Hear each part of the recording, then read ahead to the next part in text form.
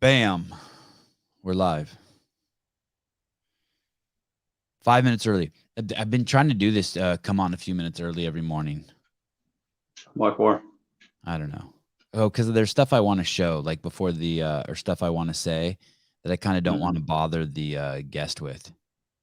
Got you. For example, between now and December 23rd, if you sign up over at California Hormones, use discount code Sevan, you will be entered into a contest to win a free L1. I'm pretty sure I will be drawing the winner on Christmas Eve morning. That's December 24th. Jamie, good morning. Graham, good morning. Graham, good morning. Jamie, good morning. Nora, good morning. That's my aunt's name, Nora. There's two clips I wanted to show you before the show started today. By the way, thank you, Matt Souza. Matt Souza did load up all of the Zelos shows that we're planning to do. He loaded up 5 on Saturday, 5 on Sunday. You should go over there, subscribe to the show, click the bell link, and then put all notifications. And then if you hate that shit after Zelos is over, you can unsubscribe and do all that. But you should do it now if you want to be notified during the weekend of all the times we go live with the Zelos games. Kevin Smith, good morning. Alex, good morning. Brian, good morning. Michael, good morning. Johnny, good morning. Mr. Tyler Watkins. He will be joining us on a few of the Zelos games broadcasts. Good morning. Magnus Holmgren, keeping it straight as always. Good afternoon, Caleb, and good morning, Sevan. Thank you. Wow, very thoughtful. Pablo, knowing his audience, right, Caleb? Pablo. Good afternoon from Europe. Look at that name. Pablo Aronha Monte Gudo. Gudo. And the duck is in the house, Miss Mallard. I want to show you guys two clips before Miss Christine Kolenbrander comes on, if I can. Do you see them at the top? The first one is, okay, here we go. This first one is increased deaths. I've been following this account for a while. I asked this guy if he would come on the show. He said that he doesn't see how he fits in with my audience, but he definitely does. He basically shows you where to invest based on where politicians are investing. And he seems like a very sophisticated computer programmer. If you don't follow this account, you should. Quiver Quantitative. Okay, action. Largest funeral home business in North America, Service Corp International, reported that so far in 2022, the company has made almost $500 million in profits. And its stock is up over 15% since the earnings report. Now, here's where it gets interesting. Listen to this clip of the CEO of Service Corp last week during the earnings call talking about the unexpected business. So what we would have expected is, why wouldn't we go back towards, let's say, a 2019 level? Maybe you get 1% or so growth off 2019. I would expect that. What we're telling you is the third quarter of this year, we did 15% more calls than we did in the third quarter of 2019. That is not what anybody would have anticipated. What the CEO is saying is that they had 15% more business than they did in the third quarter of 2019, far more than he and anyone else anticipated. Interestingly, Congressman Lowenthal bought up to $75,000 in SCI in the month leading up to the earnings. And lastly, when we look at the other end of the spectrum, we can see that Lincoln National, a major insurance company, took an unexpected $2.1 billion loss in their life insurance division, causing the stock to dive almost 40%. So the question is, what's the cause behind this unexpected uptick in deaths that are catching analysts and companies by surprise? I'll leave that up to you to decide. The funeral home business is... So I'd like to tell you that when I was raised as a child, there was tons of talk about how there was going to be population explosion. And by the time 2030 came around, the country would be completely... Sevan, the Paper Street Coffee link doesn't work. Which one? On YouTube? Okay, we will fix that. Thank you. So the talk was that we were going to have population explosion, and now we are, for some reason, in population decline in many places around the world, and deaths are skyrocketing. Maybe is it the tsunami of chronic disease that's around that Glassman warned us about for 20 years? But something is going on. Don't take that guy's word for it. Just look up anything you want. Just Google around funeral homes, deaths, all that, and you'll see that something is happening. While Caleb is looking at that, I want to show you one more clip I saw this morning. This reminded me of Christine Kolenbrander because when I was researching her, one of the questions I heard someone ask her is like, if you could be famous for anything, what would you want to be famous for? And I saw this clip, and I don't know who this guy is, but he's obviously some important. Oh, he's a guy in the Baltimore Ravens. His name is Lamar Jackson. He's a quarterback. Okay, he's the quarterback. And I saw this, and I was like, wow, this is really cool. And I think this is why I think this is like the best thing a football player or any famous person could do. Am I doing this right? Okay, so this is Lamar Jackson of the Baltimore Ravens. You said he's a quarterback? Yep. Okay, here he is walking into a room, and the irony is this is a boy who has some severe heart condition. What's up? I got someone here to see you. What's up, bro? How you doing? How you doing, man? How you doing? How you doing? How you doing? What's up, bro? How you doing, Mom? How you doing? How you doing? What's up, bro? You good? What's up? Nice to meet you. What's up, bro? He had no He clue. missing my day. He had no clue. How you doing, bro? You good? Yeah. Good, man. Pretty cool or what? I like the jersey too, dog. I like the tears, man. I like the tears. I mean, I can't think of anything better to do with this fame than bring happiness and joy to children. And I saw that this morning. I was like, that is dope. What a good dude Lamar Jackson is. And he seems like a great guy. I guess that kid really envies him. He's got the Lamar Jackson jersey on. He's got some sort of heart condition. Excuse me. And he took the time out of his day to visit that kid. Christine Young, good morning. Jethro. There's a Jethro in the house. Good morning. Kevin, wholesome. Yeah. I thought it is wholesome, right? It's cool. It's like that experience can't be purchased, what Lamar just got right there. What he got. No one can buy that.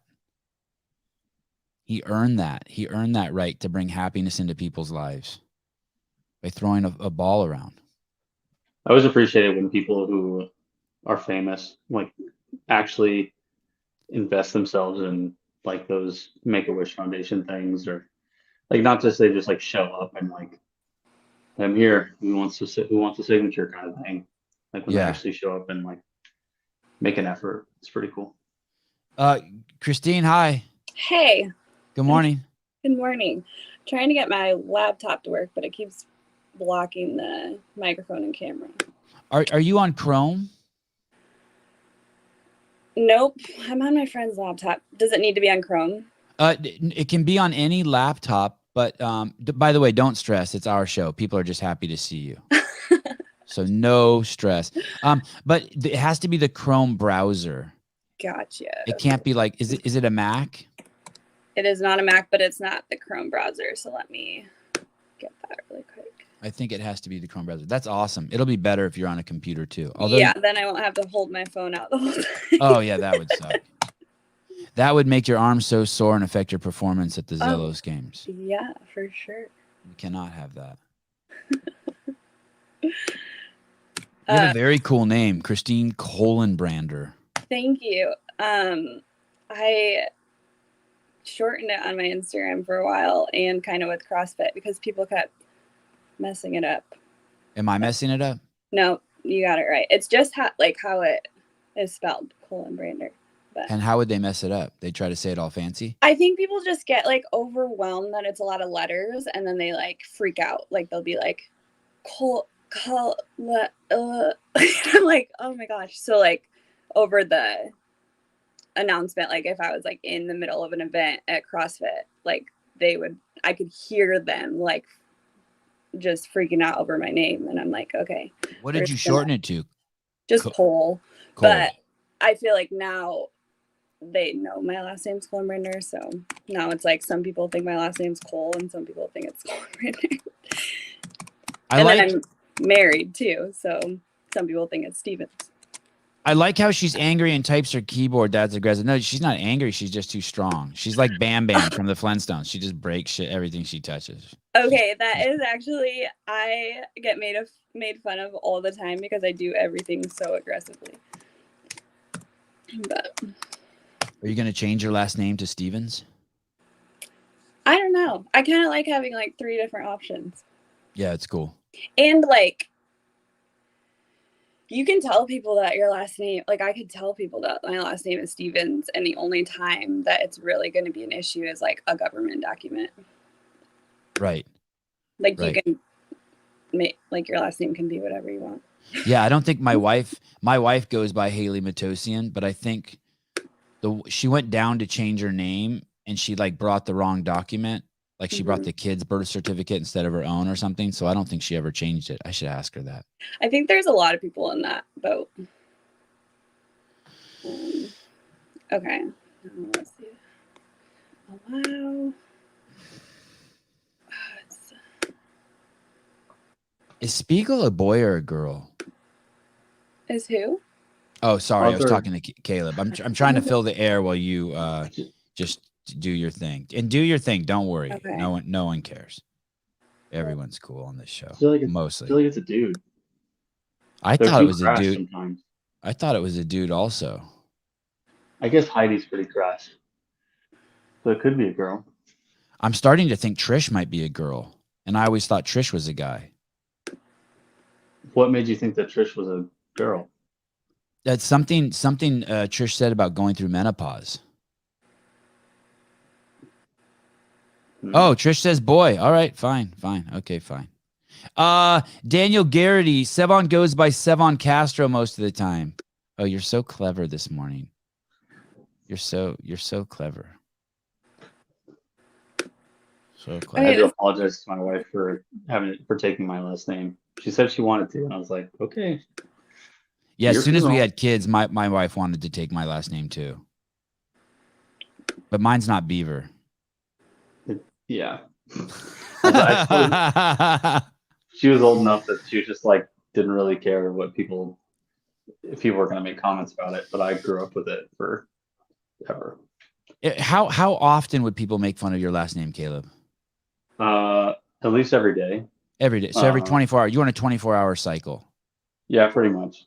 Yeah, There's that's always great. some sort of joke, especially when we were like teenagers in high school. Yeah. It was just, and everybody figured out what Beaver meant. And they're like, oh, your last name's Beaver. And I'm like, good one, dude. That's like me when I started CrossFit. Okay, do you Matches. guys have any tips? It's like, it's saying camera and microphone allowed, but then when I refresh it, it says entering studio, and then it all of a sudden says your mic and camera is blocked. Okay. Do you see this? See, there's a gear down there at the bottom and it says settings. Are you in the studio? It's weird because I don't see you pop up in the studio. It's like this right now. Oh, okay. Oh, what does it? Do you have to allow something in that right-hand corner there? What's that blue button? Yeah, so it says that's join without mic. It says you can go up to the camera and supposed to be able to click always allow, but it says camera and microphone allowed. And that's Chrome. Yep. And that's a Mac. I don't think it's a Mac. Let me see the keyboard. Okay. Go ahead and just go in the studio and let's see what happens Okay. with it not allowed. Okay. And then we'll see you pop up.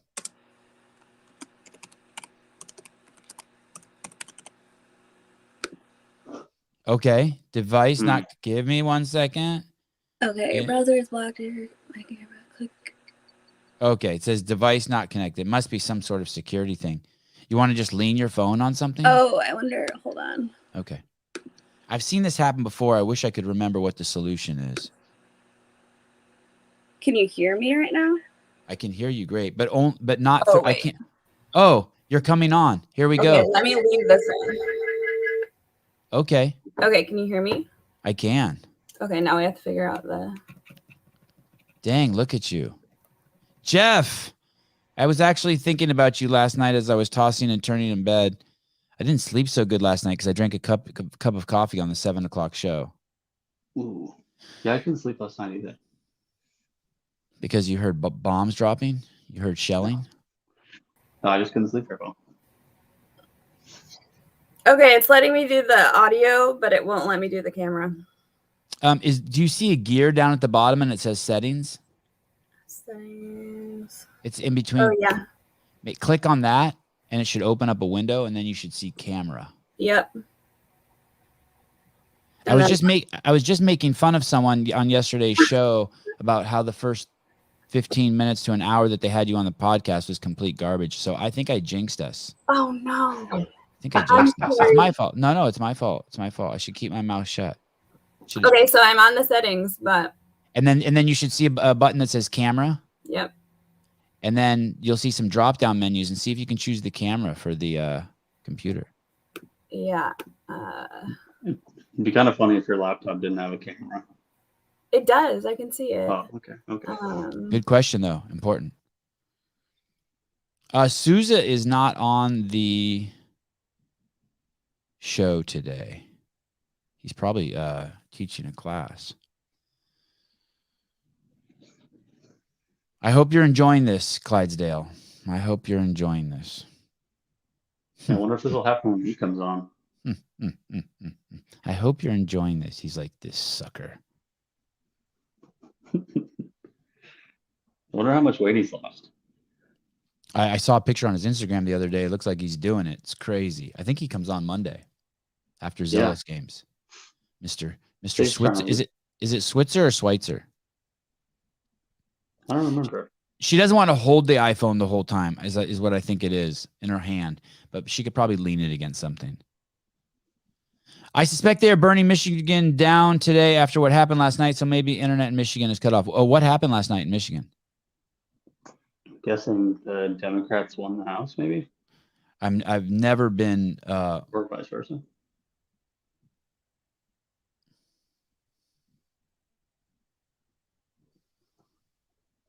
I thought John Fetterman won, too. That was hilarious. That's crazy.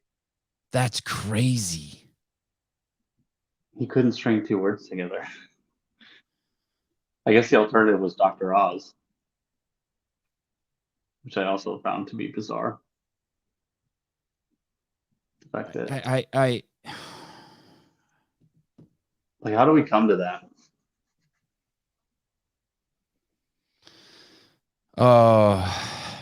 Bruce, the red wave was not even a wave. Not even a drop in the bucket. I think the Democrats will still hold like a majority of the seats or something, by like 1 or 2 seats. Absolutely amazing.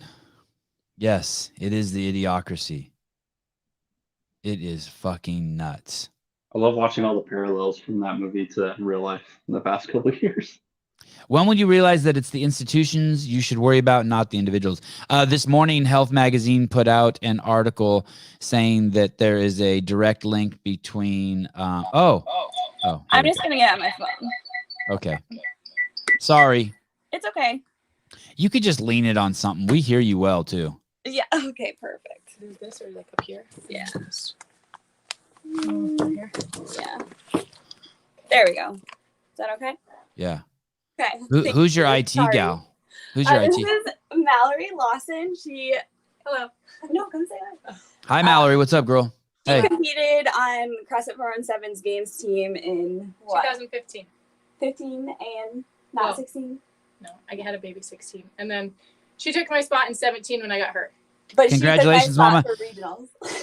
Are you proud that Emma Lawson is keeping the flame alive? Yeah, we're not related, but it's pretty cool. Very cool.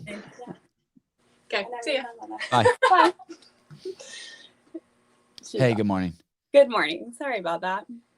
Since you're not on your computer, I won't show you this, but I'll just tell you about it because it's harder to see on the phone. But we started the show with a clip of the quarterback of the Baltimore Ravens. His name is Lamar Jackson, and it shows him walking into a room to surprise a kid who has some heart condition and give him a hug. And I saw that this morning, and it reminded me of an answer you gave on a podcast where you said if they asked you if you could be famous for any reason, what would it be? And, you know, a lot of people would say actor or athlete. And you said, I would want to be famous just because I'm a good person. Yeah, that's a good answer. It's a great It's a great answer. I think it may have been Clydesdale, the Clydesdale podcast, but it's a great answer. Yeah, that's definitely what I would want to be famous for. Your Instagram screams that you want to be a good person. Thank you. I hope it's not just that, like, I want to be. I hope it's like Time will tell. I am, but yeah. Johnny, she is a goddess. I think she's just a regular human, but we shall not rule out anything. Saved by Grace, CrossFit athlete, Enneagram 3-4. I took my test yesterday, just so you know. I'd never even heard of that. I was a 3 and an 8. I think you're an 8. Jared's an 8. Yeah, I was a 3 and an 8. Yeah. And so I learned a little bit about that. I took the 7-page test. They keep asking you the same questions over and over, just kind of changing the wording, I guess, to make sure that you're answering them consistently. There's a bunch of different tests too. Some are better than others. I can send you some. Level 10 gymnast. Yeah. How'd you find that out? Probably your Instagram or podcast or something. That's nuts. Yeah, that was How many levels are there? big part of my life. 10. So it's like level 10 is the top of like the normal gymnastics that you can do. Anything above that is considered elite. And at that point, you're like homeschooled training for the Olympics, like that type of thing. So Do you go back down to level 1? Is it like a whole new? No. You're an elite gymnast. Yeah. There's some clips, Caleb, some links. Can we look at those? How old were you when you started gymnastics? I was 5. And your parents just put you in it, or how does that work? They put me in dance class, and it was like at this mall, and you had to walk past. Oh yeah, you had to walk past a gymnastics facility to get to the dance class. And I just remember every day being like, "Mom, I want to go do that." And so eventually, she took me, and I really liked it. So. And what kind of dance was it? Oh, like little kid dance, like ballet and tap and just a little bit of everything. So at 5-year-old, you start gymnastics. Tell me about that. You start with just one class a week, and eventually it consumes your life, and to be level 10, you're doing it 5 days a week? Yeah. So at first when you start, everyone's just in like recreational gymnastics 1 time a week. And I don't really know how it works. I would assume like the coaches just kind of like, if you're talented, they go talk to your parents and eventually ask like, hey, do you want to compete? And that was something I was interested in. So then I think it was after like a year or 2 of just doing it for fun. They moved me up to competitive. These videos are hilarious because that actually was not like in the heat of me doing gymnastics. I went back into gymnastics when I was like 24, I think, just because I missed competing. So like these videos are not like me in the prime of my gymnastics. This is like me as an adult doing gymnastics. So when you go back, do they have like an adult league, like an adult rec league? No, I was just crazy. Like, so I quit gymnastics when I was 15. I had a really bad injury, had to get knee surgery. My coach moved to California. It's fun to watch these. And I wound up quitting. I did track in high school. And then after high school, just like really struggled with, like, I wanted to compete again. I wanted to be an athlete, but I didn't know what I loved, what I wanted to do. And I just kind of had this, like, I can't really explain it, but just something inside me that like I was supposed to do gymnastics again. I don't know. So I went and talked to my old coach and just kind of like explained my heart about it. And she was like, yeah, let's do it. Like no hesitation. And I didn't really know the full purpose behind it. That's cute. But I went and did it for a year, and I trained like 4 hours a day, 5 days a week. I was so weak when I first started, like would try to do a handstand on the bar and my shoulders would literally give out.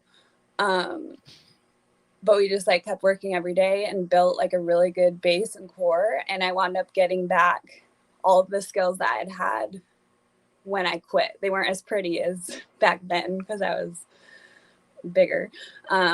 But after that, it just like got to a point where like the door was definitely closing. I hurt myself and I was just kind of like, what am I doing? Like, why am I doing gymnastics? Like, I'm an adult. Like, this is strange. It was just clear that door was closing. And then I found CrossFit shortly after that. And I think doing that year of gymnastics, like skyrocketed me forward. No doubt. You mean in CrossFit with CrossFit? Yes. Yeah. Like even just like getting body awareness back. And like, I feel like gymnastic strength is so much like strict movement and like just like building your tendons and everything back up. And I did that for 4 hours a day for a full year before starting CrossFit. So that's music to Greg's ear. One of the things that, and this is my perspective, but one of the things that I gleaned off of Greg whenever we would go to the CrossFit Games is because he had a gymnastics background, he was never fully impressed by the CrossFit Games athletes. Yeah. I would hear him like almost whisper under his breath, or I probably heard him, gymnasts are way stronger than this. Yeah. You know, he had a dedication and a loyalty to that gymnastics pedigree that he came from. Yeah. I get asked a lot, like, is CrossFit scary? And I'm like, not anywhere close to gymnastics. Not compared to the balance beam. Or the bars. Like, it's like if you make 1 degree of mistake, like, you could kill yourself, you know? I mean, even with a snatch, it's like you can have a little bit of an error and still, like, you're not going to kill yourself. You might miss the lift, but you're okay. Tell me about your injury, your knee injury. It's pretty crazy. So I was warming up to compete at like the first meet of the season. I was in 9th grade. And vault was my favorite. What is that? Is that 14? I think so. Yeah. Okay. 14. We were warming up vaults, and that was my favorite. Like, super confident on the vault. And in one of my warm-up vaults, I landed just like completely straight-legged on Christine, accident. sorry. The vault it's that spring thing. You run at it and you jump on the tip of it, and then it shoots you into the air. Yep. Okay. Yeah, you run full force. What a crazy contraption. Yeah. What a fucking crazy contraption. It's Yeah. like something that like you'd see in a cartoon. Mm-hmm. But I liked it because it was just like, go as hard as you can one time and you're done. So I'm warming up for that. I land completely straight-legged on accident. And my legs hyperextended. So like I went backwards. Meaning the knee bent the wrong way? Yeah. It went the wrong way. So I like try to stand up, my knees buckle underneath me because I think like the tendons are super loose at that point. Long story short, I went in to get an x-ray or an MRI on my knee because one of them was worse than the other. And they were like, let's just take imaging of both of them just to like compare the good one to the bad one. And we were like, okay. And they came back with the imaging and they were like, hey, your knee that you hurt is going to be fine. Like, it just needs rest. Your good knee, we found something called avascular necrosis. I don't know if you've ever heard of that. But it's not getting blood and something's dying. Yes. So it was like a quarter size, just dead in my knee bone. And they were like, you need surgery pretty much immediately. They were like, if you don't get surgery, it's just going to keep spreading and eventually you'll need a knee replacement. And I was like, what? Like, that knee didn't hurt at all, like had no signs or symptoms. So if I wouldn't have hurt the other knee, they wouldn't have found it and it would have kept spreading and my knee could have wound up useless. So got the surgery, but it was like 6 weeks on crutches, couldn't run or jump for 6 months. Can I ask you a question here real quick? Yeah. When you say they fixed it, do they bring a blood vessel to it to feed it? No, they drilled 2 holes into the knee bone or the patella. And the hope is just that blood will like go into those holes and start like revitalizing it. Wow. Stimulate some sort of healing factor. Yeah. And they were kind of like, it might work, it might not work, but it did work. So yeah. And how do you know it works? 6 months later, they do another MRI on it and they're like, yep, it's back to life. Yeah. But I mean, think about that. Like as a 14, 15-year-old, like being told like you can't run or jump for 6 months. Like I was so miserable. It was terrible. Oh, I mean, for most 14-year-olds, it wouldn't be miserable. They would just double down on their time in front of the computer. Yeah. Yeah, that's true. But you were spending 10, 15, 20 hours a week running and jumping. Yeah. Yeah. So it was like, what was your peak training for gymnastics? What would like a peak week look like at your highest level? But by the way, was that the end of your gymnastics career right there? Okay. Yeah. So it was like, I tried to come back after the 6 months. And we got a new coach during that time, and I didn't click with her very well. Like she didn't know me as an athlete. So I feel like, and nothing against her, but it's just like, she didn't toss me to the side, but I was just kind of like off to the side, and she didn't put priority on me. And then during that time, kind of realized like there was a social life outside of gymnastics. I got my first boyfriend. Like I started realizing like, oh, there's some things outside of this one thing that I know, and that felt good. And I wound up quitting, but I kind of always regretted that. And that's part of the reason that I went back and did gymnastics for a year. And tell me about the most at your peak of training, what it looked like. Yeah. So I think the most was 5 days a week, 5 hours in one session and like 2 hours in a different session. So that's 8 plus 5. That's 13 hours a week. No, it was more than that. 5 hours a day in one session and 2 hours. So like 7 hours times shit. 5. So like 35 hours. Wow. Yeah. Oh, I was thinking it was one day with 5 hours and the other days were just 2 hours. No. Holy cow. Yeah. I seriously, like sometimes I look back and I'm like, I'm not saying I'm like, was I tougher and more dedicated as a child? But you don't know any better. So you just like do what I loved it. And that's just what we did, you know. Your parents just keep dropping you off and you just keep going to practice. Yeah, we had like a carpool group, and it was like I would go to school, get in the car, drive a half hour to gymnastics, practice. During school year, it was 4 hours. So it was 4:30 to 8:30. And then get back in the only car, 20 hours a week. Get back in the car, do homework on the way home, eat when I get home, go to bed, same thing the next day. Like it was just so regimented. And at which point did you start track and field? Started track. I think I did it 1 year in middle school just for fun. Like I did gymnastics and track just because I thought it would be cool to do something with the school. But fully started it sophomore year of high school. So after you were done with gymnastics and you started up track, and you just walked, you just knew that they had track at the high school, and you just walked in and joined the team. Yeah, I was trying to, because I knew that I wanted to still do athletics. So I was still like, I was just trying to figure out what my thing would be.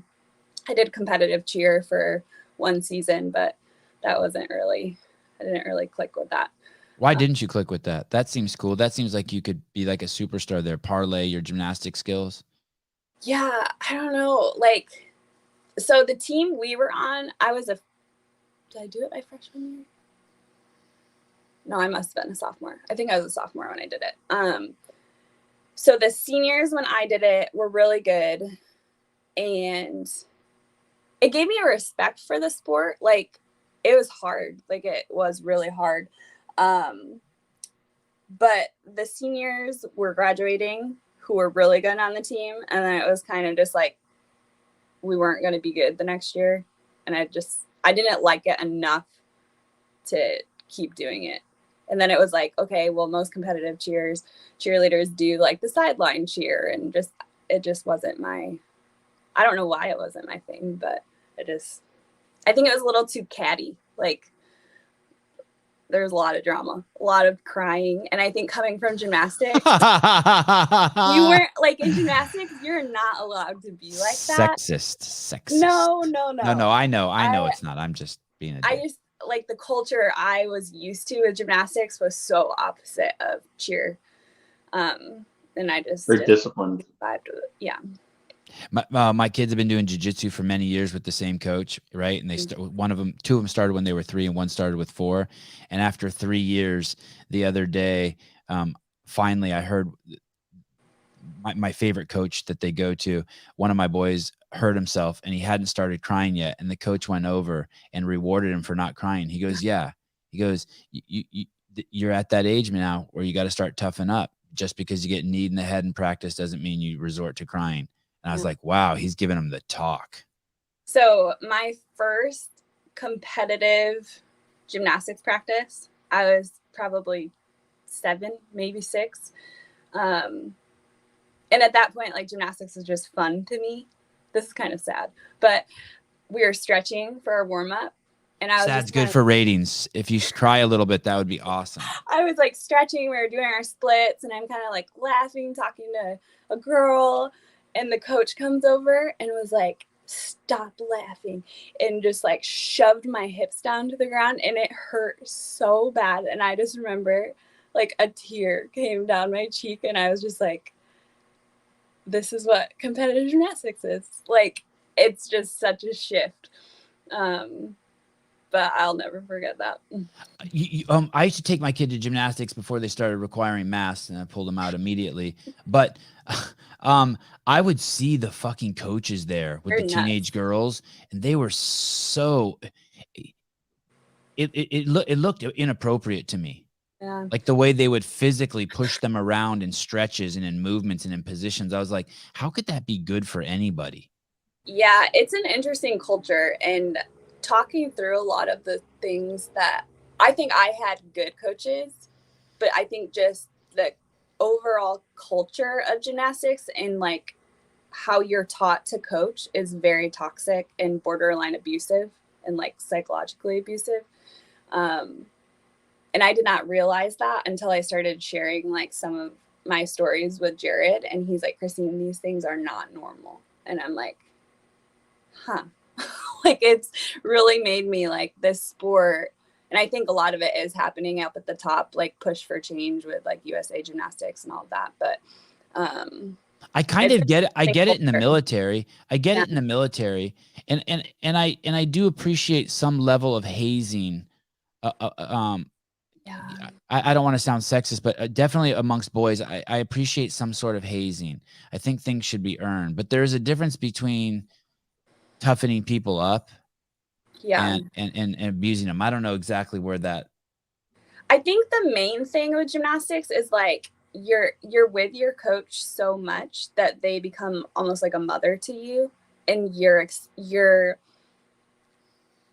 seeking validation from them, and especially at such a young age. And They very much play the like, if you do good, I love you and I'll give you a hug. If you fall, I'm not going to give you a hug. That type of thing. Right. So then it's like what that does to like a young girl's mind is just like. The single most important variable is your performance, not that you show up on time or that you lend the other kids some of your lunch, or none of that other shit matters. No. Mm-mm. It's like, good score, love you. Bad score, hate you. Yeah, make room for another kid who's better than you. Yeah. Yep. In track, what did you do? I ran the 200 a little bit, really liked the 200, but my main thing was pole vault. Oh, wow. Yeah. Oh, wow. How do you decide you're going to do pole vault? That seems like such a weird thing. Yeah, I didn't decide it. They decided for me. So basically, like the first day of practice, they had us all go do strict pull-ups in the weight room. And the people that could do like a good amount of strict pull-ups were on the pole vault squad. By the way, Christine, my name's Sevan, and that's Caleb down there. Hi. Nice to meet you guys. And for those of you who don't know, Christine was at the CrossFit Games last year. I think most of you know that. And this upcoming weekend, she is going to be competing at the Zelos Games. really a phenomenal athlete and deep individual, as you can see by going to her Instagram, but as we're also going to find out. Okay, so pole vaulting, you could do some pull-ups. Do you remember how many you did? No, at least 10. Wow. Okay. And they were probably all beautiful and straight, and your body was in like the hollow rock position, toes pointed, and you're like, whoop, whoop, whoop, whoop. Yeah, I remember though, they were like, okay, you're gonna pole vault, and I was like, I do not want to do that, and they're like, nope, you're doing it. I was like, okay. And how long did you do that? Through my senior year, I had some offers from colleges, but I loved gymnastics so much, and I knew what that felt like to love a sport so much, and I didn't have that with pole vault, and I was just like, it didn't sit right with me I feel like if you're going to be a college athlete, you have to love your sport, you know. You know what's weird is YouTube has been so I started this other account. It's called Capable Child Consulting, and it's just an outlet for me to make 1-minute videos every single day where I just talk about things I do with my kids to make them capable. And anyway, so I've been and that's the only account I have on my phone, my YouTube account, and I just post. But every time I go to post, I treat YouTube like Instagram now. I just do these like little short 1-minute posts on there. Yeah. And every time I open the YouTube app now, it shows me a girls' track and field event, and the screenshot is like their suit pulled up into their ass. Yeah, they're like pole vaulters. It's like become this huge. I think, Yeah. and I do my darndest not to click on them. yeah, I'm like, don't click on that. You're gonna watch fucking 15 minutes waiting for that one shot where the suit's in her butt, and it's not even gonna be there. yeah. I think that pole vaulting has become a big thing on social media for Like sure. hottie McHotties. It's like can we find the hottest pole vaulters? Yeah. And yeah, it's and the girls who do the triple jump. Yeah, Yeah, it's track is really cool though. It is really cool. Annie Thorsdottir and Danielle Brandon. I didn't know Annie did. I knew Danielle did. Any others in your cohort there at the CrossFit Games? Do you know who Kelly Nicholas is? She competed on CrossFit 417's team 2015, 16, 17. She was a pole vaulter. I don't, but Brian does. Okay. Yeah. My buddy Brian does. He knows. So that's all I everybody. know of. And is there a sweet spot? Like, are there pole vaults where you're like, oh my God, I nailed it. Like this is silky smooth.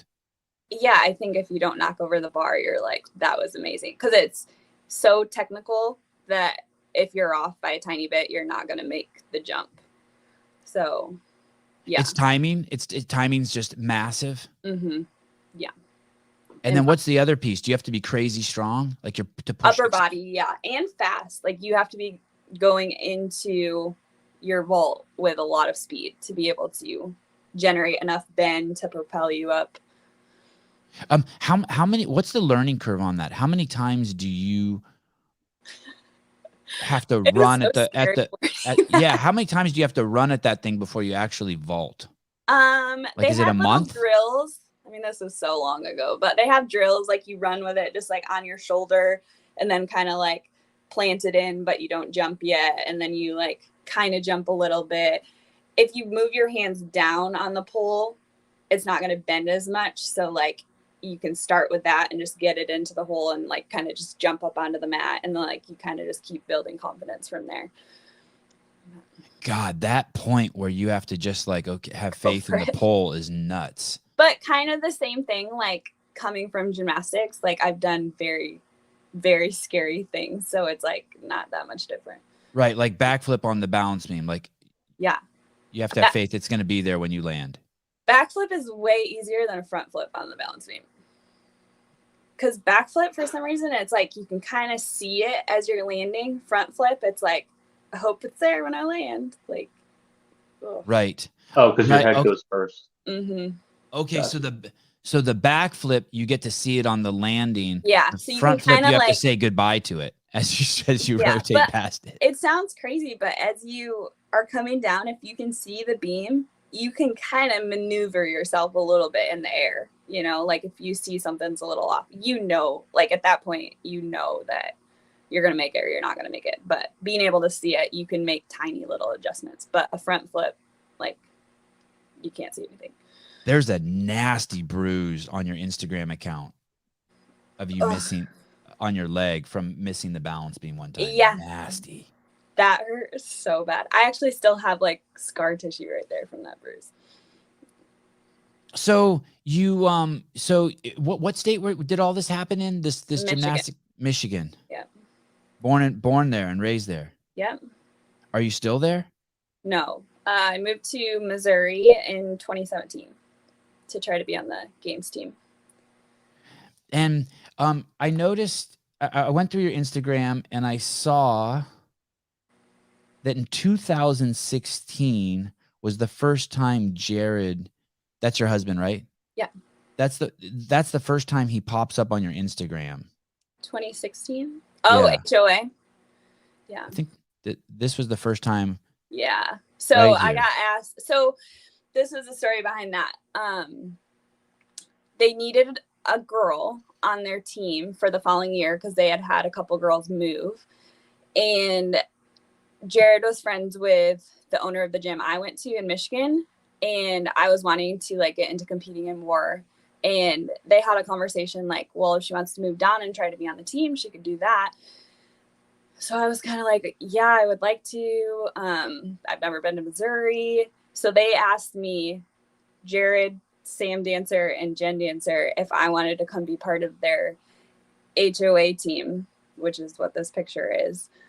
I was so nervous, like, because they should were be. just, like, You should stuck. be. Look at them. They're Oh monsters. my gosh. So scared. And like, I was so new at CrossFit. There were so many movements that like I had never rode an assault bike before. I had never pushed a sled before. And they had all these movements at this competition. But it wound up being really good. And that was kind of like such a great experience that it was like, okay, I'm going to move down. Okay, let me go back a little bit here. Okay, so you have a track, gymnastics, great pedigree to come from. You went balls to the wall and it fully committed. Track and field. So I mean that makes sense. I can't think of two better things now to parlay into a CrossFit career. And then you graduate from high school and you still haven't found CrossFit. No, and I kick myself for that because I don't know if you experience this, but like when people tell you certain things over and over and you learn like it's almost God or the universe telling you that you should do that thing. People kept telling me about CrossFit when I was younger and I feel like I didn't listen to the signs. Maybe I wasn't ready for it yet. I don't know. Maybe I needed to go back and do the gymnastics thing first. But I did not really do any that's not true. I did like have a spout where I tried to be a runner. Like I tried to like train for I did like a 25K and like stuff like that. But other than that, I didn't really do much athletically until I started getting those feelings of like missing being an athlete and going back and doing gymnastics. So there was a good chunk of time where like I wasn't really doing anything. And tell me about that your first experience with CrossFit.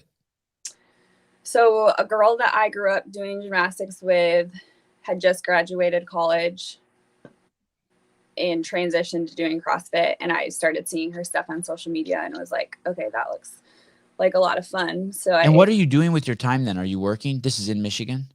Yeah, I was working. I knew I loved like health and wellness and nutrition. Like I knew that my life was going to be something with like health and wellness. So I was just kind of exploring different things to do with health and wellness. Like I had so many different jobs during that time. Like I worked in a kitchen and like learned how to cook. I worked at the YMCA. I coached gymnastics for a little bit of time. Like I just was trying like everything I could think of,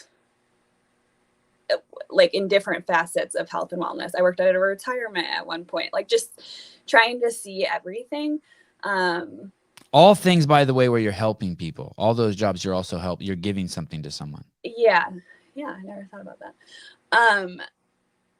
But then my friend started doing CrossFit and I was like, okay, that looks fun. Like, how do I do this? And she's like, come try a class. Came and tried a class. It was super fun. It was like high skilled gymnastic stuff that first day. So I was like, oh my gosh, I can do this. I just kind of, I feel like when that door closed of doing gymnastics as an adult for a year, I had this feeling of like, I know there's something more. I know there's purpose to why I just did this, but I don't know what that is. There was a couple months of like trying to figure that out and just kind of sitting with it, and then found CrossFit, and I was like, oh, I think this was it. Is that how you treat your life a lot? When did you start doing that? Or are you just doing it now, just in hindsight? Or do you often reflect? Like purpose, everything? Yeah, just sort of connecting these dots. That's why I met Jared. Oh, that's why we got a flat tire. Oh, that's why I did gymnastics. Yeah. I don't know when that started. I do remember when I hyperextended my knee, there was a coach that I didn't really know that came up to me. So I was like 14, and he was like, you may not see it now, but there is a huge purpose behind this. And I was just like devastated. And I was like, you don't know what you're talking about, you know? Yeah. I'm 14, you jackass. Yeah. But then when we got the x-ray or the MRI and saw that the other knee had the disease in it, I was like, okay, this could have been part of the reason that I got hurt. And so maybe it started back then. I don't know. A great quote from your Instagram: never doubt in the dark what God has told you in the light. Do you remember making this post? This is 8 years ago. Yeah, I remember that. It's so crazy that that's almost 10 years ago. I can't believe I've been doing CrossFit now since 2016. So like in gymnastics, I'm like, okay, I did gymnastics for 11 years, and that just seems like so long to me, but it's like, it won't be that long until I've hit that point with CrossFit, which is just crazy. So you go back and you sort of, when I hear you say you went back to gymnastics, you didn't just go back for the physical, but in my mind, I'm like, oh, she went back to tap into those memories too, to tap into that feeling, right? Those movements were going to elicit something you liked about that, bigger than just the movements. And then you take a 2-month break of just kind of just floating in the ether. And then you strike at the opportunity when your friend tells you to go to CrossFit gym. Do you remember the affiliate you went to? CrossFit Holland. And what was that? That's in Michigan? Super great gym. Owned by Eli Kaufman. He's just like a super happy guy that just wants to help everyone. So super positive experience. And from the beginning, like I wasn't really sure, just because like the door closed with gymnastics, and I was just a little bit like, am I supposed to compete? Am I supposed to be doing this just to be healthy? And he was like, really pushed me to compete. Like he's like, you can be really good at this. Like within a couple of weeks, he was telling me that. Wow. Yeah. And so he was like, you need to sign up for this partner competition. It was like a few months after I started a CrossFit, and it was just so much fun, and I was hooked. What year was that? 2016. 2016. No, sorry. It was 2015. My first open was 2016. So it was like the fall of 2015. There's this powerful post you make in 2015. It's a wake up call to you about food and health, and in a way, it reminds me about myself. You basically would eat just you thought that the way to look better and feel better. It's crazy to see these. Was to take a rice cake. And to this day, I do shit like this. Like if I'm gonna spend the day at the beach, but in the morning I'll just eat maybe a rice cake or something. I do dumb shit like this. You would take the photo on your left is you trying a caloric restricted diet. Yes, okay, let's just say it. Starving yourself to look good. And the photo on the right is you 20 pounds heavier. Yeah. Eating for healthy. Can you tell me about this whole? My food journey has been pretty nuts. So looking back, I can see that I definitely had food allergies growing up, but I just didn't know. How would it manifest? Mucus, zits, mucus, I what? would get sick. I had so much acne as a child. I had like rashes all over. And then I feel like as I got older, the symptoms just got worse, like bloating. I would get full so quickly. I would get hurt all the time in gymnastics. I don't think my body was absorbing nutrients. The acne was really, really bad. But I figured out I think I was 20. Isn't that crazy? Look at your skin now. You're like a fucking porcelain doll. That is so nice. Thank you. But you can even see on that left side, I feel like I look aged. What's crazy is that is 9 years ago, and you don't look older now. That's for sure. I don't know if you look aged, but you look the same age. Yeah, I guess for a 21-year-old, I think that looks aged. But so I figured out when I was 20 that it was gluten. Like gluten was my main thing that was giving me trouble. I had like gone out to eat at Olive Garden with my friend and it was hard to breathe on the way home. Like I was like, something is wrong. Like it shouldn't be hard to breathe after you eat a couple breadsticks and a salad and some spaghetti or whatever. You mean 200 breadsticks? Yes. Those were so good. Oh my gosh. They're really good. Terrible for you, but that's on my list of things when I get home. Sorry. Is that really, Caleb? Dude, I have such a long list. Of just shit to do. There's so much food I want to eat. I'm fucking starving over here. Oh man. Okay, so I was working at, this is another side piece, but I went to hair school at one point in my life and I worked at a salon. How old were you for that? I was 19, I think. And why did you want to do that? Well, okay, so out of high school. I'll get you back on track with gluten. Don't worry. Okay, after high school, I thought I wanted to be an art teacher. I love art and creating and drawing and whatever. Also obvious from your Instagram that you're art nut. Yeah, it's cool. So I get accepted into an art school and I start the program and it was so different than what I thought it was going to be. It was like I don't want to put people down, but the strangest people I've ever been around. And like I could not understand what they were saying or like asking of me. Like I would be in an abstract art class and they'd be like, this is good, this is bad. And I'm like, they're both just like lines all over the paper. Like, this does not make any sense. Like, I'm artistic, but I'm also logical. So it's like, I couldn't do it. And I'm like, I know I could go teach an art class right now, like an elementary art teacher. I could go do that. But like, this is not that. And I can't do this for 4 years. So I went home and I was just like, Dad, I can't do this.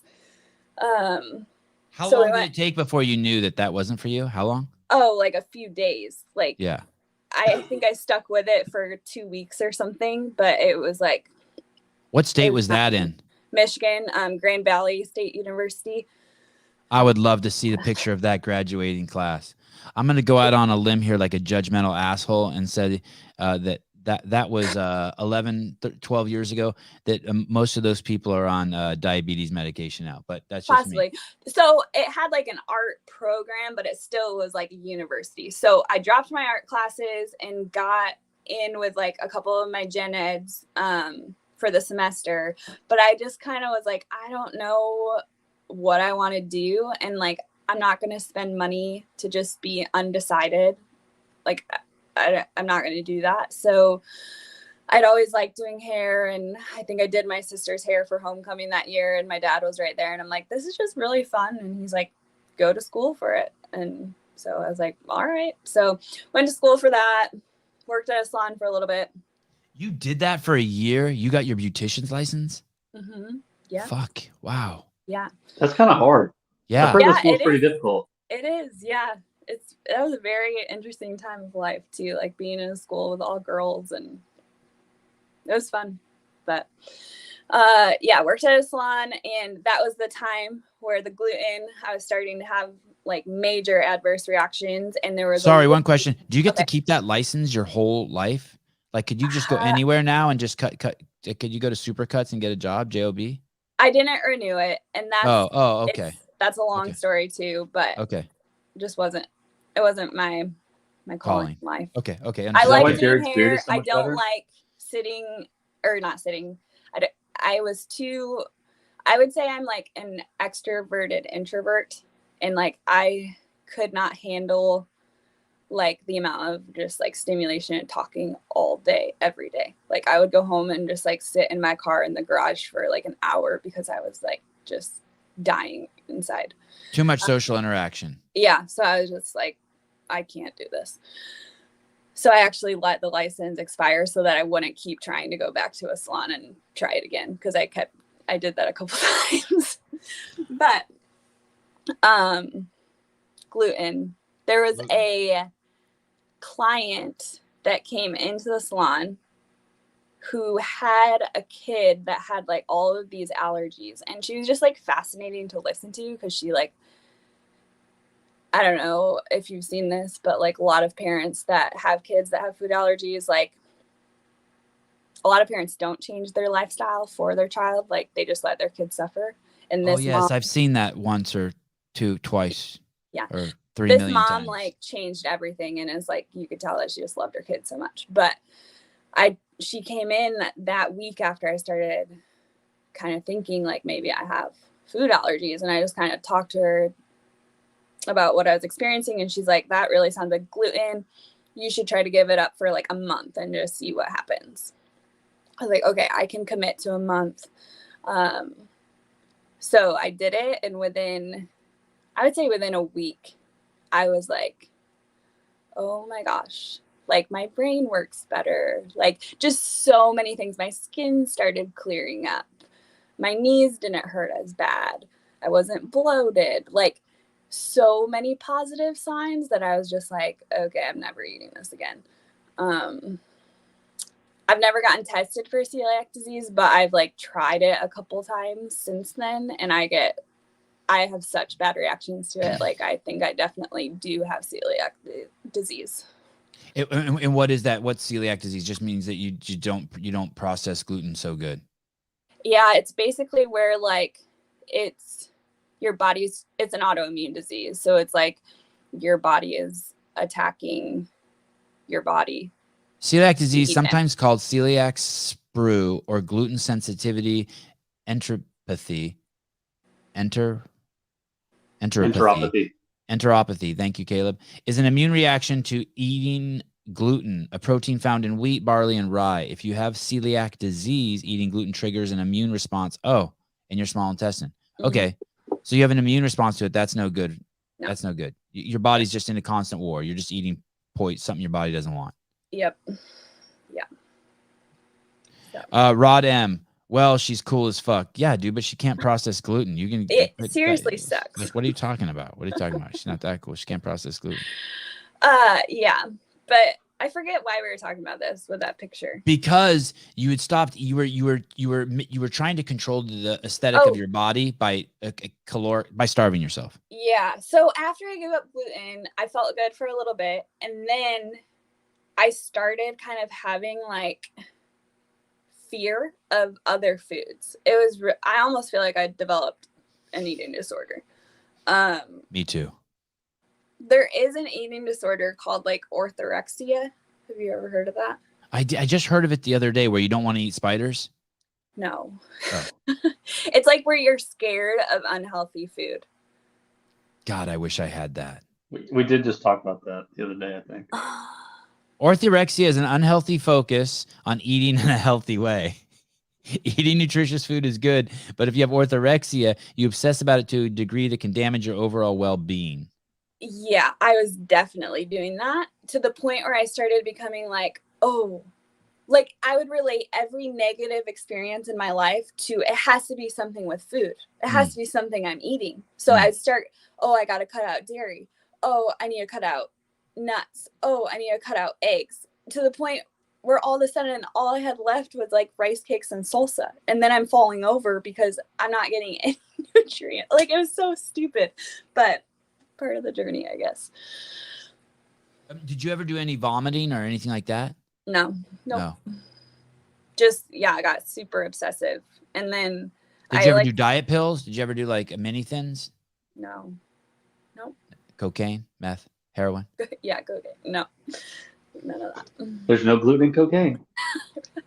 Sevan, you need to read Grain Brain. Do you eat oatmeal now? I do. So I went through a period of time, and looking back, I think what happened is I got gluten out, but my gut was so messed up that I think my body was like, hey, there's more work to be done here.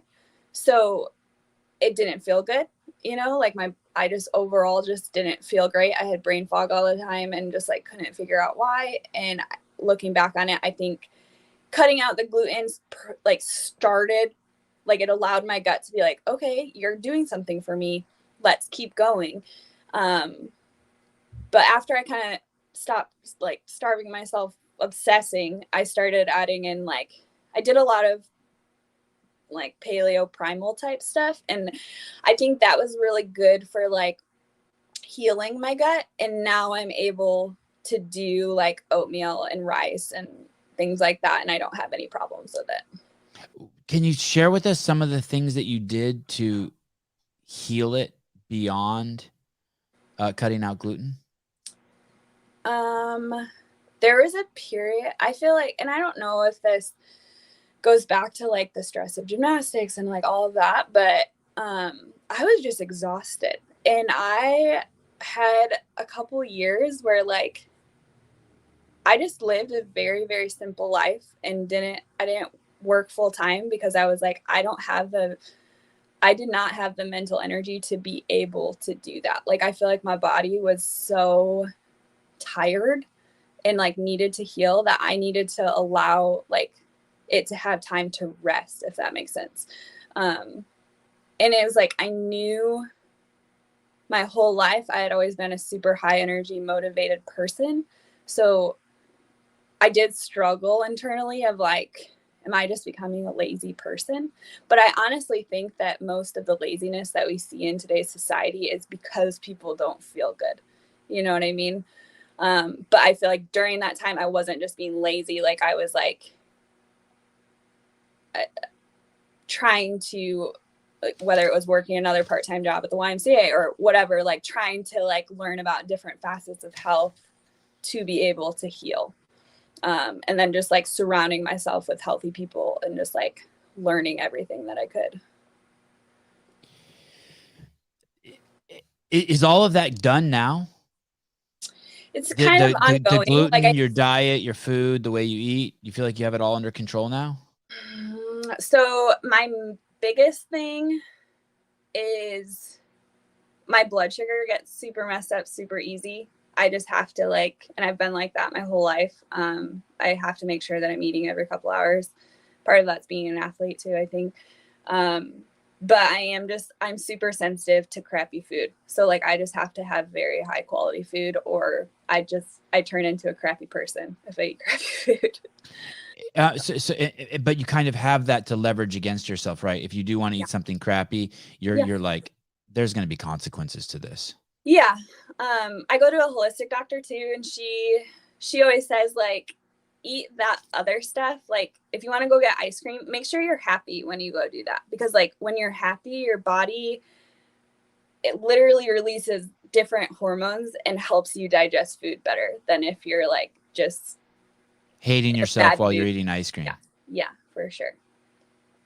Awesome. So, like, we went and got ice cream last night and I'm fine. What about this podcast? Are you hating this? And I don't care. I mean, I do care, but are you hating this? Like, is this like, we've been on that was a fast 68 minutes, by the way. I can't even believe we're an hour and 8 minutes in. Are you hating this, or do you start to feel drained just from this? No. And I should say I get drained from pointless conversation, like just like surface level, like, hey, how are you doing? Like, do you know what I mean? Like someone that you're never going to see again, but you're acting like you care, but you don't really care. That kind of thing. I know exactly what you're talking about. Unfortunately, I had to do a lot of that last night while researching you. No. I had a temper tantrum on my podcast last night about some of no. the podcasts that you had previously been on. I'm a bad person for even bringing it up. Tell me about this. So you meet Jared in 2016, and are there sparks between you guys right away? Absolutely not. I was so No. scared of him. Like, so scared of him.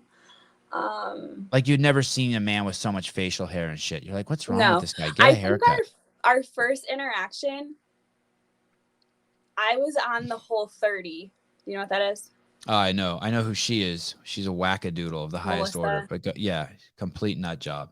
I wonder. Well- I'd love to have her on the show now and ask her about how she treated her kids in the last 2 years. But sorry, I digress. Anyways, I was doing the Whole30 and I was at Granite Games, and I was just in like proximity of Jared, and he was like, "Do you want to kill Cliff?" And I couldn't because I was on the Whole30 and it has sugar in it. I was like, "No, thank you." And he was like, "That's so stupid. Why would someone say no to a kill Cliff?" That was our first interaction. I was just like, "What in the world?" And I remember telling him too something about, because he was in like adrenal fatigue. That's why he didn't compete at Granite Games. I remember telling him something because he was like drinking coffee as he was telling me he was in adrenal fatigue. And I was like, I know you're not supposed to be doing that. Oh, did you tell him that? Yeah. What'd he say? Like, really? Like, he was kind of receptive, but he loves coffee so much. There's no way he gave it up. But By the way, Paper Street Coffee, go there, type in the code Yeah. Sevan between now and Thanksgiving, get 20% off. yeah, so 2017, Jared, Back to the courtship. yeah, still he had kind of like a, how would you say it? The way he Harem. the way he led our team in 2017 was definitely like, it was almost like we were in the military. Like, we were the subordinates and he was the leader. So we didn't really like socialize with them that much. You made a post of him, happy birthday to our fearless leader, and it shows him like running with a weight vest. Yeah, I would say that's a good, like, accurate description of kind of how I felt about Jared. Like, he was a great leader, great coach, but I didn't really have like a personal relationship with him. And he didn't. He really. So you were on a team for a year together, and you still didn't have a personal relationship with him. I mean, like, would you text him something funny you saw on Instagram? No. No. Okay. Wow. Okay. Like, we would talk at the gym, you know, but it was CrossFit related. I think the most that we talked, like, outside of CrossFit is he knew that I cut hair, and so he would ask me to trim his beard. So, like, during the what? You think that was his way of hitting on her, Caleb? 100%, dude. Oh, yes. Like, oh, can you trim up this thing a little bit? Bring your face right in front of my face. I actually had never trimmed a beard, and I was so nervous that I was going to mess it up. But he had, like, been so generous with me moving down and, like, helping me, like, find a place to live and just, like, all this stuff that I was like, I can't say no to him asking me to trim his beard. So I was just like, hopefully this turns out okay. But and then what happened? Where did the courtship, like, where did you start to think, this guy might like me? He was married, and he went through a divorce at the end of 2018. Oh, so that's respectable. He was married and he had firm boundaries. With the girls. I respect Jared. Yeah. So he went through a divorce in 2018. We had become closer friends. Our whole team was a lot closer in 2018. I would say, like, our team in 2017 was, at least for me, I felt like it was motivated by fear. And then in 2018, it was like motivated by, like, love, if that makes sense. Yeah. Yeah. And so we all became closer friends. And then he let you guys come in closer.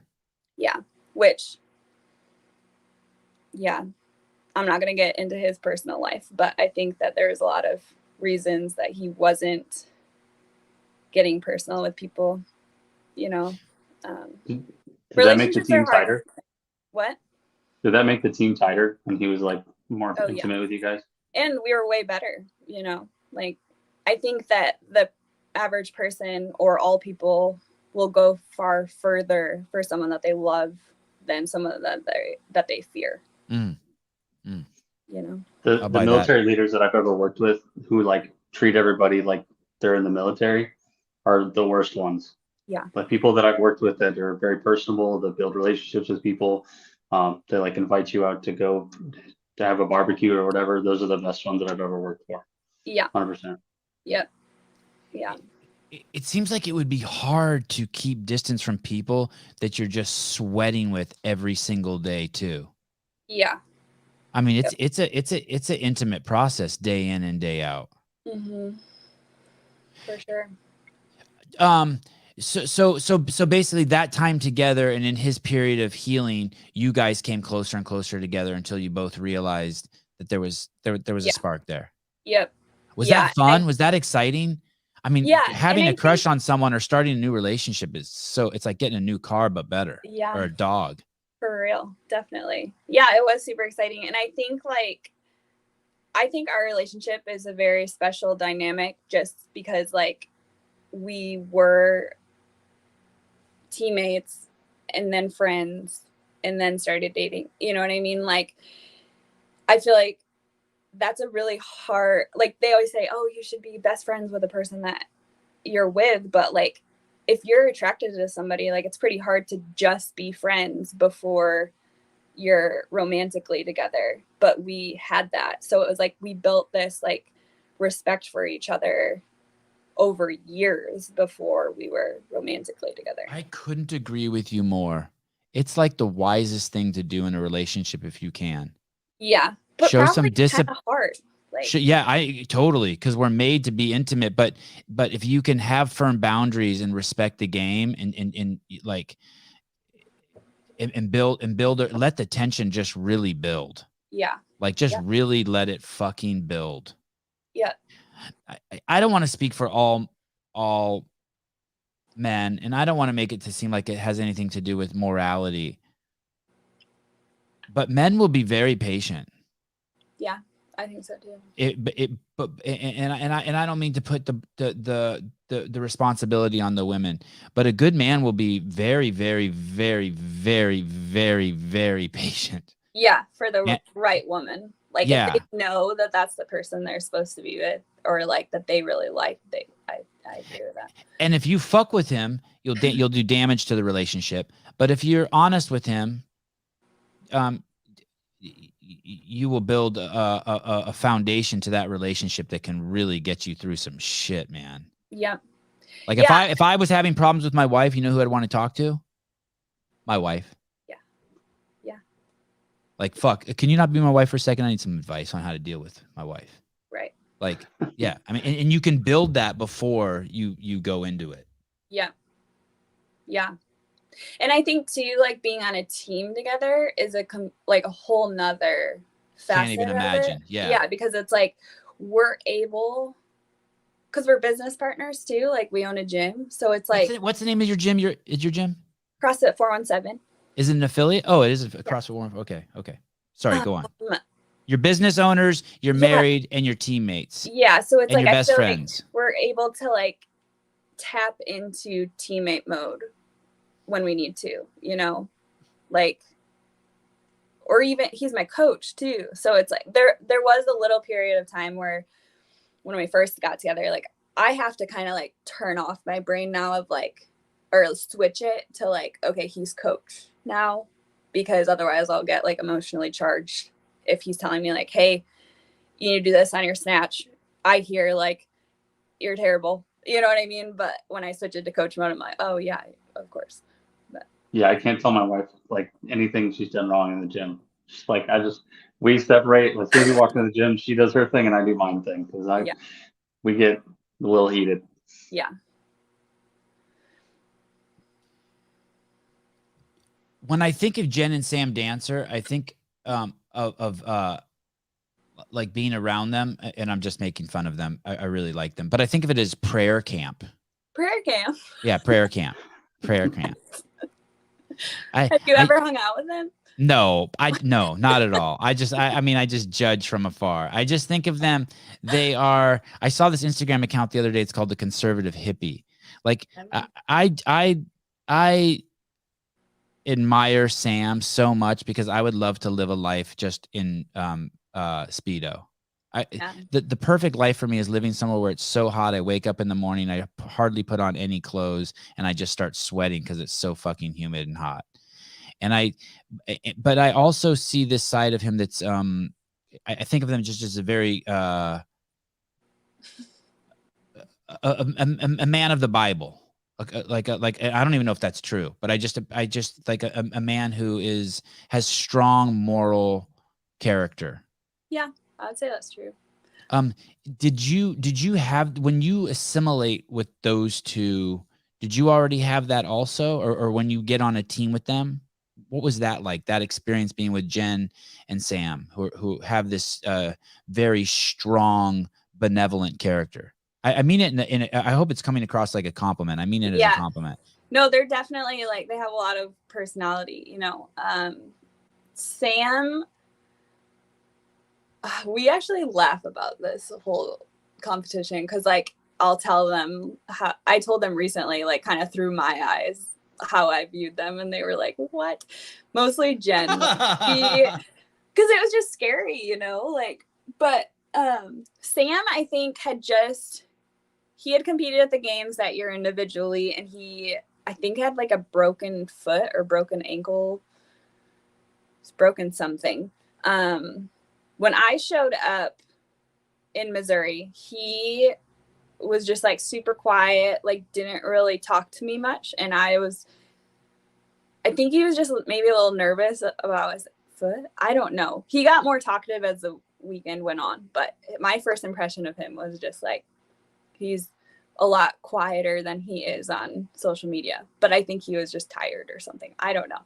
And then Jen, we were laughing about this the other day. The first event was a 1 mile run for time. And then you came in and you maxed your clean and jerk. And I PR'd my clean and jerk, and I was just like super pumped, you know, and she was just like, okay, that's great, but like, stay humble. And I was just like, I wasn't doing anything that was like crazy, you know. I was just happy. You didn't look over at the other girls and be like, fuck you bitches. No, not at all. But I told her that the other day. She's like, oh my gosh, I said that. And I was like, yeah. And she was like calling me Mackenzie all weekend. Like, it was really strange. But oh, like she thought that was your name? Yeah. Yep. We still laugh about that. But yeah, I don't know. They were just like super stud athletes. And I just like, I viewed them as like, you know, like gods. Like, they were just like, oh my gosh. Is it a pretty hard core? Like, you guys prayer before you go, and there's a lot of Bible talk, or what amongst you guys? Do you go to church? We've been struggling with church a little bit lately. So you did go, but you don't go. Yeah, we're trying to find a church we vibe with a little bit better. But it's an important part of your life, I could tell from your Instagram. Yeah, I love God and I love Jesus, for sure. And how did that happen? I grew up in a Christian home, but didn't really like. I would say, okay, when I was 19, I feel like, okay, so I was like a pretty good kid growing up. Like, I just knew how to be a good kid, I guess. And so like church was. Your parents instilled morals in you? Yeah. Yep. And it was pretty easy for me to be a good child and like to get good grades and to do good in sports, and it was just praised, you know. And then you get out of high school. I didn't know what I wanted to do.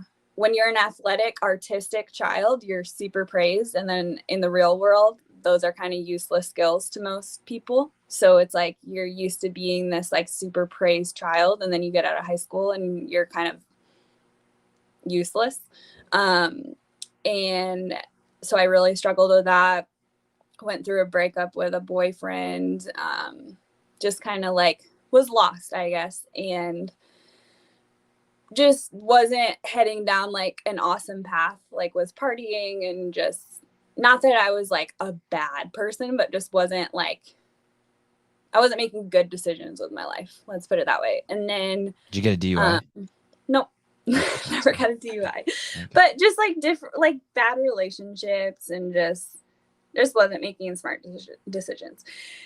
And just kind of really had like a coming to Jesus moment. Literally, like I have always been able to kind of do this on my own and like figure life out on my own. And it was like, I knew that I needed help, and I knew that I needed guidance, and I knew I wanted to be connected to something bigger than myself, because myself wasn't enough, if that makes sense. And I feel like it just kind of like the story of grace and the story of the gospel, like finally clicked for what it actually meant. Like it's not just following this list of rules and trying to be a good person. It's like you're gonna fall down on your face, and like, but you can get back up and keep going, and you can offer that grace to other people as well. There's a very interesting sentence you said in there. I wasn't making good decisions.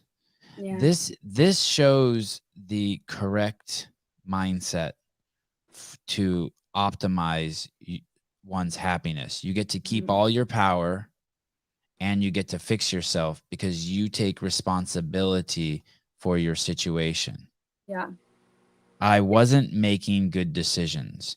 It wasn't, I was around bad people. It wasn't like people were treating me bad. There's no victim there. Someone said something very interesting here too. Case and D, very handsome, redheaded man. It's always weird meeting the coolest people because they're so unlike everyone else. I assume you're talking about me. Thank you.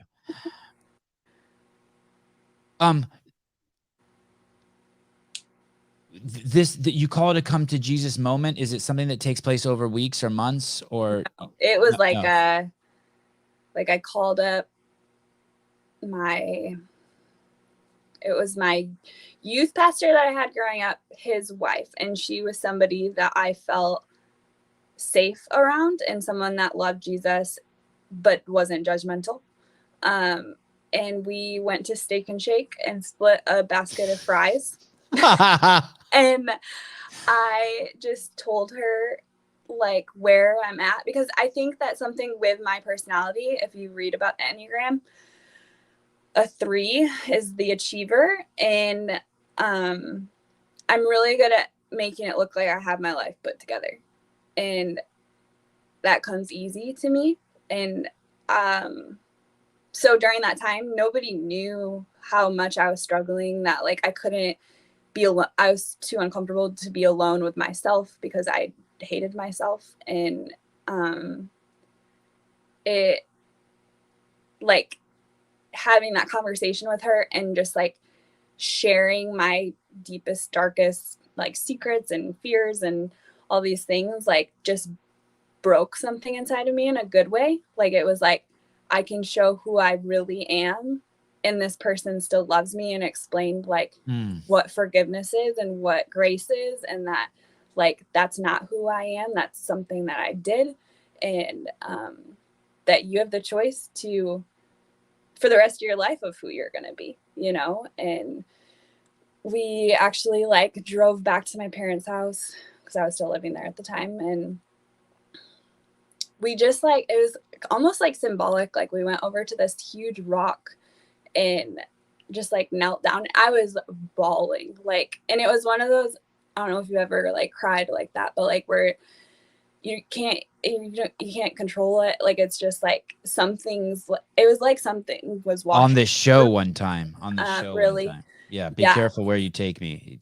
I'm concerned my tear ducts are going to turn on right now. Go on. Yeah, and we just like knelt down by this rock, and I just like put my hands on the rock, and she put her like one hand on the rock and one hand on me, and just like prayed over me and just explained that like God is our rock, and that like just spoke of his forgiveness and grace and how much he loves us. And like, I felt his love that night, and it changed me. Like, it was like, I felt like I feel like a lot of people talk about God and like how condemning and judgmental he is, but like I experienced just pure love.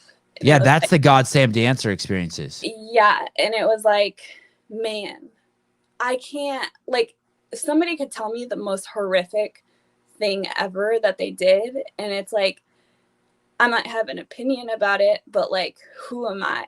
Like, you know what I mean? Like, we're all scumbags in certain ways, you know what I mean? And it's especially like, the boy versions of us. but it was like an immediate, like, it wasn't like over a couple weeks. It was like something happened to me, for sure. I saw this the other day.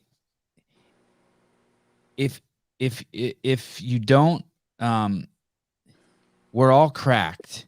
Yep. And if you don't let the light, what was it? If you don't let the light, do you know what I'm saying, Kayla? If you don't let the light, if you don't let the something like that. If you don't let the light in, the light will kill you, basically. But there was they had the word crack in, and we're all cracked. And if you don't let the light in, you're cracked. The light will kill you. But it was basically like, that's what you were feeling. Basically, like if you were an egg, you were feeling something. And if you wouldn't have cracked, you would have died. And so you cracked and let the light in. Yeah. And I think that I was getting so good at pretending that I was good and like creating this version of myself.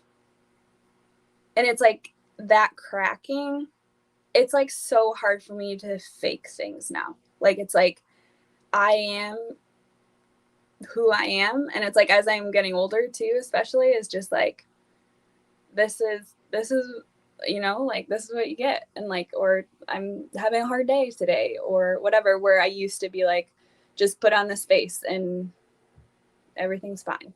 But it's like, that's not a true human experience. How long had it been since you had talked to that lady?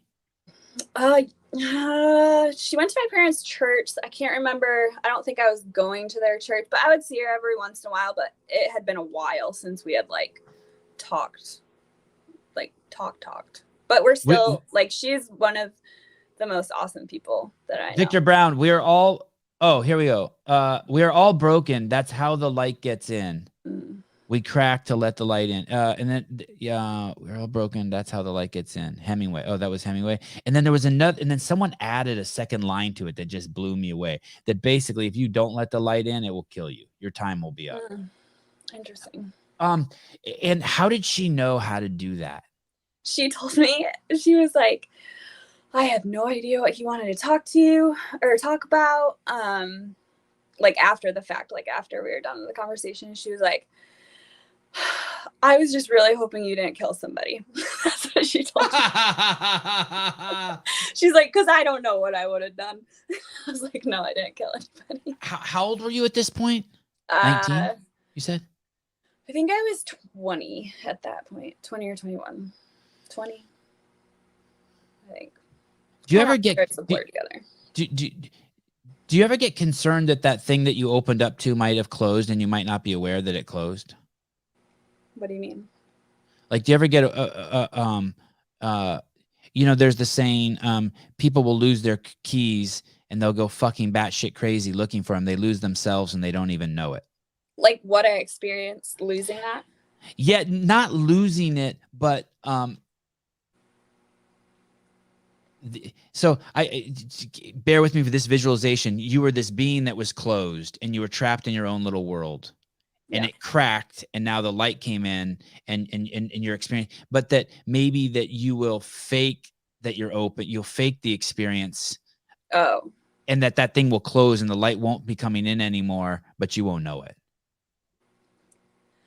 Like, do you see what I'm saying? If not, it's okay. We can move on. A little bit. I think the closest thing that I fear is especially like getting higher up in the CrossFit world.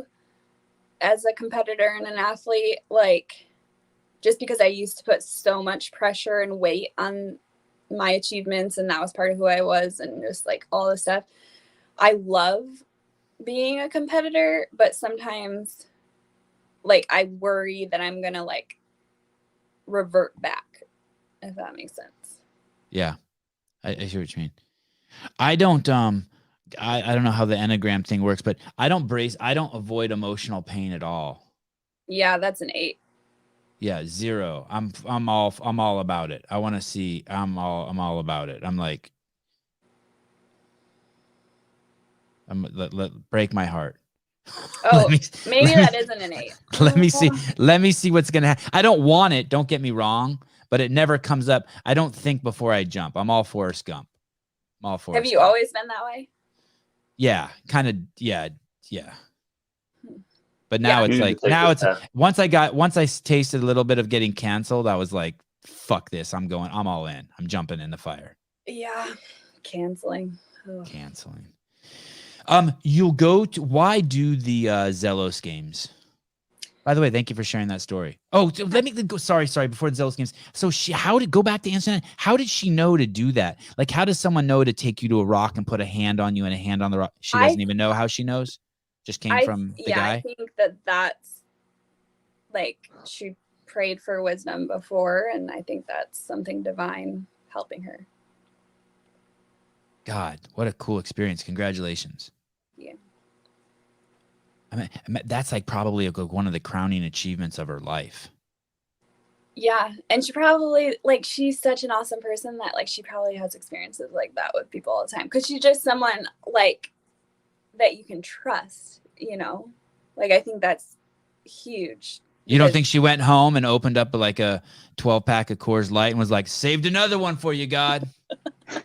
Ding, ding, ding, motherfucker. No. No, all right.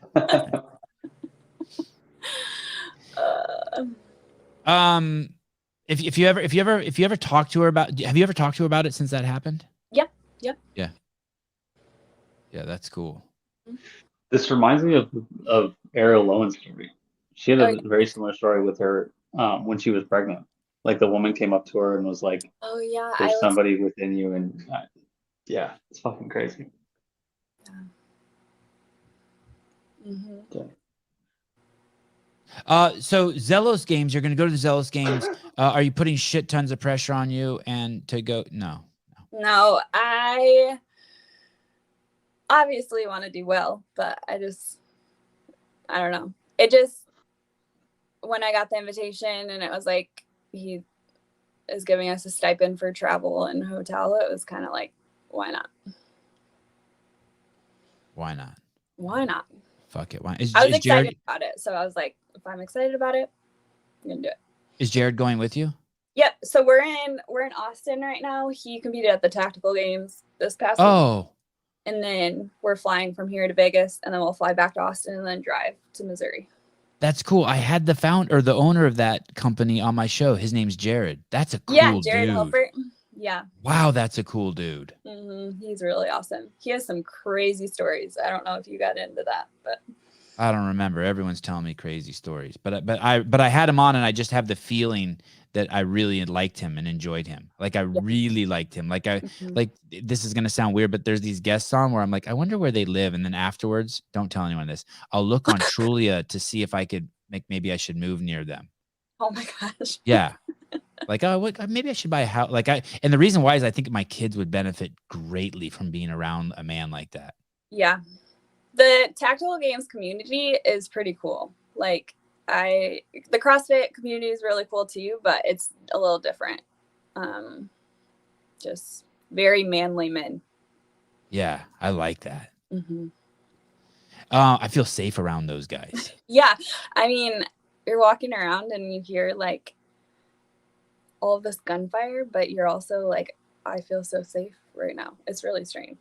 Yeah, like that dude from Halloween ain't fucking coming to the tactical games. No. Get fucked up. It must be quite the scene when you and Jared go out. I used to have 3 Great Danes. And when I would be like, and I smoked weed back then, and I fucking hated, I wanted to be alone with them. But whenever I walked with them, like someone's going to say something to you. It's just it's kind of an absurd scene. Is it kind of like that when you and Jared go out?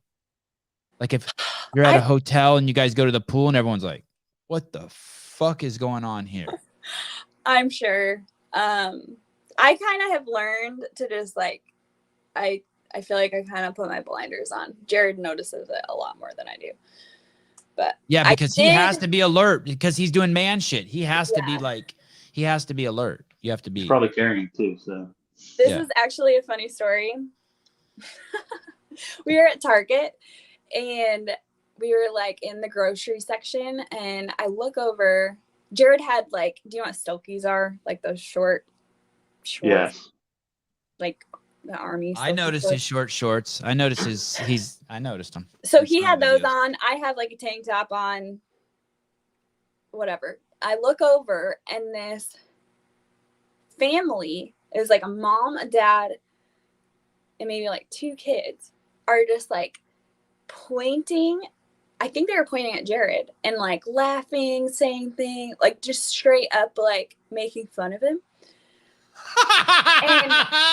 I, for some reason, like sometimes. What state is this? What state is this? Missouri. I love this shit. This is awesome. And I'm like, I'm just watching it to like make sure that that's what they're actually doing. And for some reason, I was just in a certain mood and I look over and I go, what's so funny? And they like got this look and just kind of like looked down. And Jared's like, what's happening right now? And I'm like, they're making fun of you for your short shorts. And he's like, I don't care. What are you doing? And I'm like, I don't like that they're making fun of you.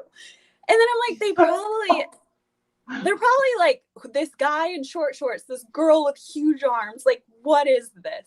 But I just got so mad. I was like, you should have gone over there and heckled him too. You seriously should have gone over and stood with the family and been like, yeah, don't you have anything longer than that to wear? You should have totally heckled them too.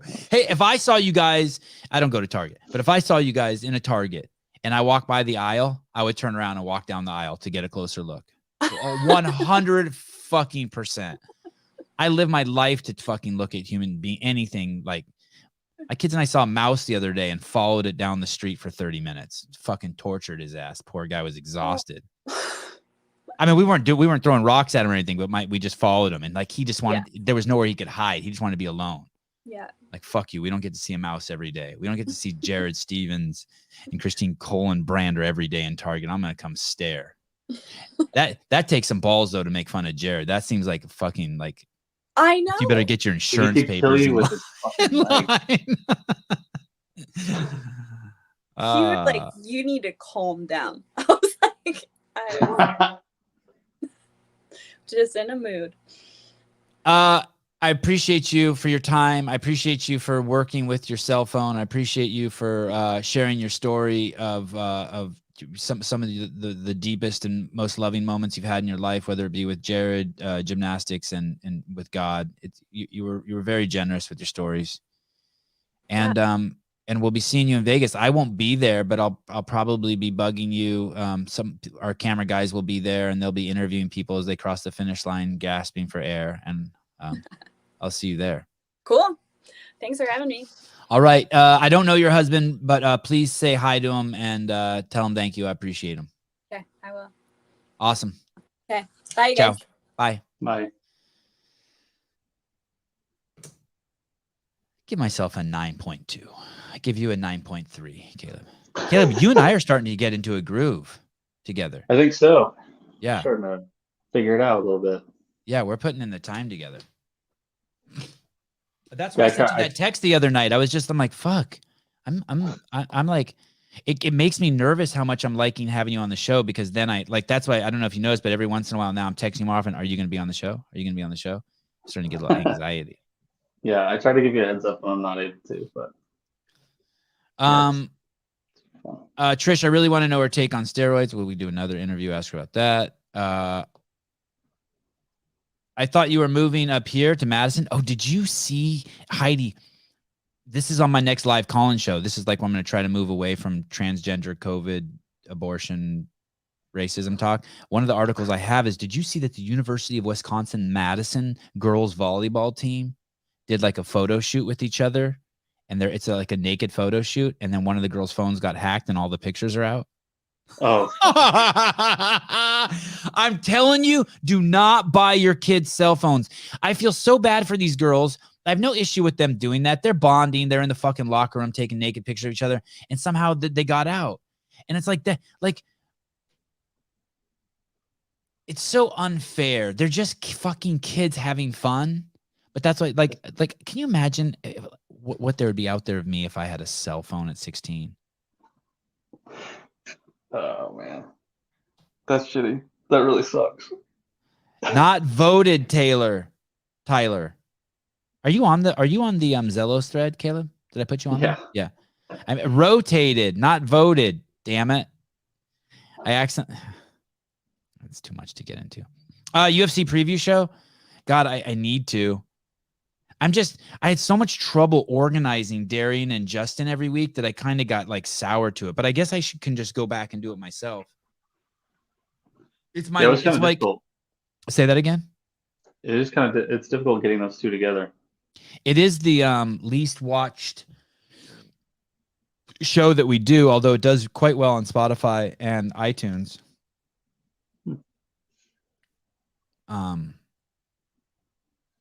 Are you voting for it, Patrick? Is that a upvote? Man, this weekend's fights are going to be nuts. Oh, I'm stoked. Nuts. I'm gonna have to stay up to watch it. What time will the main card start where you're at? Probably like 2 a.m., 3 a.m. Will other people stay up with you to watch it? Yeah, I think one of my buddies is gonna watch it with me. Dude, the main event's going to be nuts. I'm fucking stoked. Although I started doing research on it more in depth, and the first fight that Israel fought Alex Pereira, the first fight went to a judge's decision, and most people do think that Israel won it. Ooh, really? Yeah. Interesting. I mean, Alex, he seems pretty confident that he's just gonna wreck him again, make it 3 for 3. Yeah, that'll be crazy. I wonder if Heidi watches UFC. I feel like she would have to, right? Caleb gets to watch for free. Nothing's ever free, Patrick. You know this. He ain't doing nothing for free. He signed his life away. Yeah. Right. Only thing he does for free is this show. All right, guys. Thank you for tuning in. I will see you tonight. We have an amazing guest tonight. And I want to say that the last post he made on his Instagram really blew me away. I did not expect him. He is a man who's made it his life goal to make skateboarding the biggest sport in the world. He is on his way to achieving, whether he achieves his goal or not, he has achieved, I guarantee you, a momentum that brings happiness and value to his life. But recently, a Scientologist. But recently he made a post that really, his most recent post really blew me away. He kind of stepped out of this. He's always been neutral like Switzerland, but he made a post yesterday that I'm like, holy shit, this show is going to be more interesting than I thought. His name is Aaron Cairo. I always get his last name wrong. And he started Braille skating. He basically owns skateboarding on YouTube, skateboarding videos. And they're not the clickbaity stuff that a lot of it's great instructional content for kids, and he does a lot of funny stuff also. Jeff, thank you. Bye. Jeff, I also have yes, you can download the app. You can also Jeff, I also have your 500-pound deadlift queued up for the next live call-in show. So all right, love you guys. See you guys. Most of you, not all of you. I want to love all of you. I'll see you guys this evening, 7 p.m. Pacific.